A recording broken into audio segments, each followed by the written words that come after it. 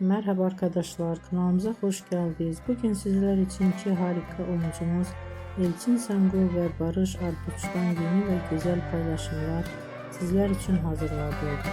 Kiralık Aşk dizisinde rol almış ve herkes tarafından beğenilmiştir. Biz de sizler için onların güzel ve romantik karelerini hazırladık. Bu videoların devamlı gelmesini istiyorsanız kanalımıza abone olup yorum yazmayı unutmayın. Kanalımız bu kadar.